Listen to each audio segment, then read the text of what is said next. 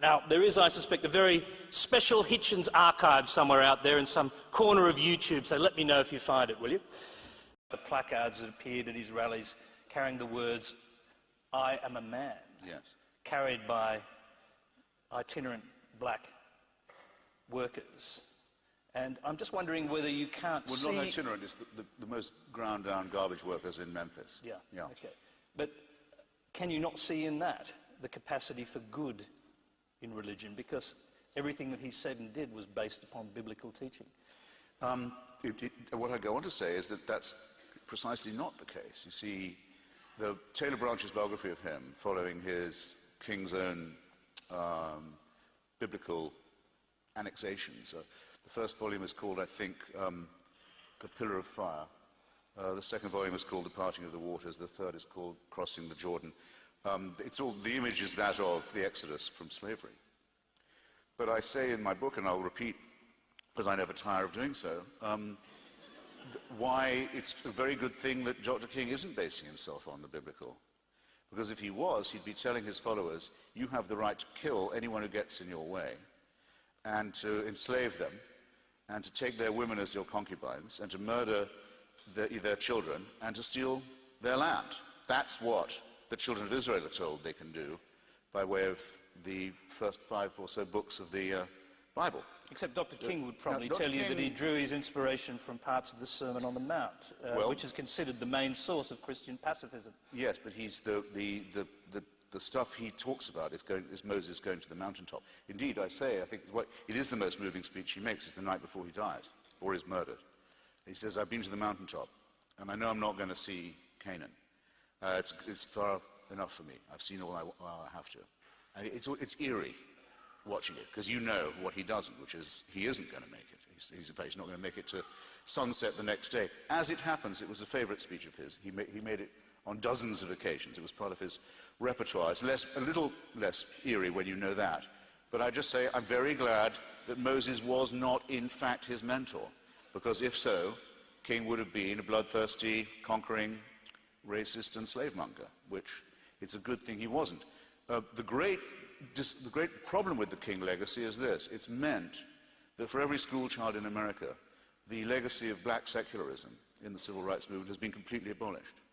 The people who actually organized the March on Washington, A. Philip Randolph, for example, fantastic black trade union leader, Bayard Rustin, a brilliant black socialist intellectual, the people who actually did it. And Philip Randolph proposed the first March in Washington during the years of Franklin Roosevelt. All these people are gone. And it's the prevailing view among most white liberals that black people only really respond to preachers. And as a result, an enormous number of black frauds have been foisted on the population, as long as they can get the word reverend in front of their name. Jeremiah Wright, Jesse Jackson, the Al Sharpton. I mean, Chaucerian frauds of the lowest kind. Everyone thinks, well, they must be okay because these black guys, they sure love them some ministers.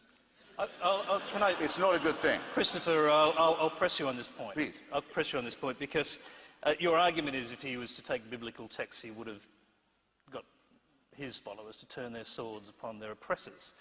But if he actually took his moral compass, if his moral compass was in fact based upon the Sermon on the Mount, based upon the Beatitudes, it would be turn the other cheek, love your enemy as yourself, blessed are the peacemakers. These are things you don't mention at all in your book, and yet they did inform his teachings. Just a second on the oppressors. Moses wasn't telling his followers that they could kill their oppressors.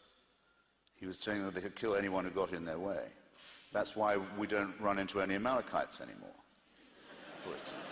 And he explicitly said, I mean, I'm not a pacifist. If Martin Luther King had said to his people, you have the right to rebel and resist and use violence against racism, I would have been absolutely with him, as I have been on other occasions when that's been the case. But he would, to be consistent, he had to say, no, we have the right to enslave people, and we have the right to commit genocide. That's what the biblical precedent would be. As for the Beatitudes, that is, it seems to me, pacifism in its strictly immoral sense. It says it's wrong to resist evil. I don't think that's true. I think it's immoral to say that you shouldn't resist evil. Let's go back to the general proposition that... And by the way, to say you love your neighbour as yourself is what I mean by compulsory love. It's a very sinister injunction. You cannot possibly love another person in the same way as you love, say, your lover or your family, or let alone, in my case at any rate, yourself. It's asking too much. The golden rule says it's asking too much, and that's not all that's wrong with it. It's asking too much, and it's guaranteeing that you will fail, and therefore that you'll have to feel constantly guilty for your shortcomings. It's demanding the impossible for you on pain of hellfire. This is not a good thing. It's not good for the morals either. The golden rule, demand for yourself, demand of others the self-respect that you would demand for yourself. That's fine. That's doable. It's hard, but it's feasible. It has a contradiction in it, a big trap door, actually, which you can ask me about if you like. But at least it's not immoral, but it's not Christian. It appears that the idea of the golden rule, do unto others as you'd like to be treated yourself, it appears in the Analects of Confucius. It's in the Babylonian Talmud. We don't know of any society that didn't have some such commonsensical morality. Okay, look, religion gets its morality from us. We don't get our morality from religion.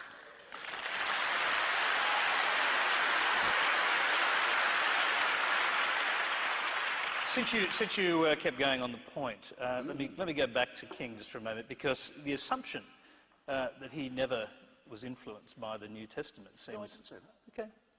I say that his main narrative was Exodus. Of course he was a Christian. You also say his most imperative... He was a Lutheran, so his most imperative teaching was that of non-violence. Now, if that didn't come from the Beatitudes, where did it come from? No, I'm saying it did, but I'm saying that's not moral to me. That's not moral teaching. There are two things wrong with the Beatitudes. One is the idea of non-resistance. The other is the idea of compulsory love to an impossible degree. I don't think these are moral preachments. I think they're fanatical preachments made by the same person who said, take no thought for the morrow, don't care about clothing or investment or education or any of these things, just drop everything and follow me. That's moral. A mad preaching means you don't care about your children's education, you don't care about building a house, you don't care about thrift, about investment, about husbandry, any of these things. Why? Because the world's going to come to an end. That's what the preacher was saying and meaning. These things are all pointless. The world is going to come to an end. You're going to be around when it comes to an end. It'll happen in your lifetime. So throw everything away. For the very disastrous apocalypticism that I began tonight by trying to criticize. But King's non-violence worked. Well, it worked he was lucky, I think, because there was... You wouldn't have preferred the other way around, though, that he urged his followers to take up the sword. I would have, if what he tried the first time hadn't worked, if it had been resisted much longer, they were going to take up, if not the sword, they were going to resort to violence. They, indeed, a lot of the time did, and every negotiation with the Dixiecrat, very highly organized violent reaction, was conducted with the knowledge that they had, not theoretical either, practical, that if we don't negotiate with this guy, there are some much rougher guys we will have to be dealing with. So there was the believable threat of violence behind the non-violence. But as it happens, historically, the United States couldn't postpone the question of civil rights any longer. And it had become a big issue in the Cold War, a big embarrassment to the United States in the Cold War. There was probably a majority among at least northern whites in favor of emancipation. There hadn't been any mass immigration to the United States for a very long time. There was no further excuse to put it off. It was really a case of the right man at the right hour. But that's a relativistic point, isn't it? Let's go back to the general proposition. But the struggle for civil rights would have occurred whether there'd been a Christian revelation or not. I mean, the American Anti-Slavery Society, for example, was largely begun by people who were of no faith, people like Thomas Paine and Benjamin Franklin. The likelihood that you'd be a secularist and in favor of civil rights would be extremely high, almost 100%. The likelihood that you'd be an opponent of civil rights and be a Christian, roughly 100% the other way. Remember, the whole mandate for slavery and segregation is taken directly from the Bible, where it is warranted. Remember, the Ku Klux